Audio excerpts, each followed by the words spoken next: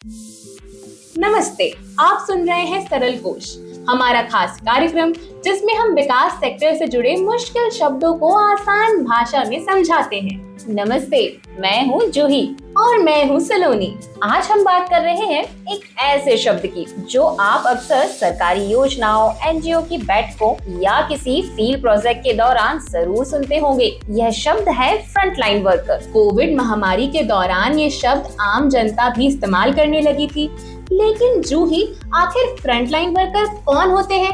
क्या ये केवल स्वास्थ्य कर्मियों तक ही सीमित है?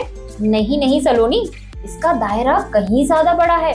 आसान भाषा में कहें तो फ्रंटलाइन वर्कर वे लोग होते हैं जो फील्ड से सीधे लोगों के साथ काम करते हैं। यानी वे दफ्तर में बैठकर नहीं, बल्कि गांव, मोहल्लों और बस्तियों में जाकर लोगों से जुड़ते हैं। और यही वजह है कि उन्हें फ्रंट लाइन यानी सबसे आगे की पंक्ति या कतार का वर्कर कहा जाता है।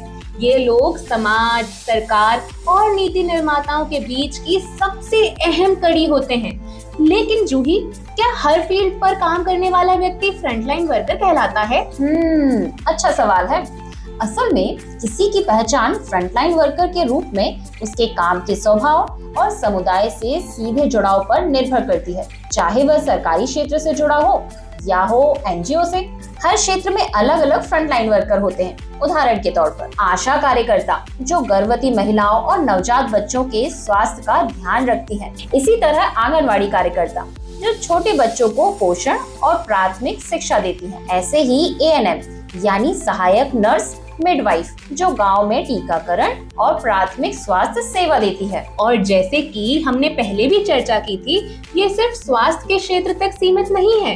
विकास के अलग अलग क्षेत्रों में, जैसे शिक्षा पर काम करने वाले शिक्षक साथी, जल और स्वच्छता को लेकर लोगों को जागरूक करने वाले कार्यकर्ता, मानसिक स्वास्थ्य पर समुदाय में काम करने वाले लोग, महिला समूहों, युवाओं और वित्तीय सेवाओं से जुड़े फील्ड स्टाफ, इन्हें भी हम फ्रंटलाइन वर्कर कहेंगे।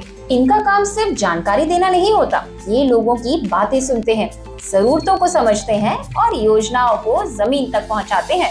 तो अगली बार जब आप फ्रंटलाइन वर्कर ये शब्द सुने तो जरा ठहर कर सोचिए उन लोगों के बारे में जो अपने काम से समाज में धीरे धीरे लेकिन गहराई से बदलाव ला रहे हैं। इसी के साथ आज का सरल कोश कार्यक्रम यही समाप्त करते हैं। मैं जूही और मैं सलोनी। फिर मिलेंगे एक नए शब्द और उसकी सरल व्याख्या के साथ।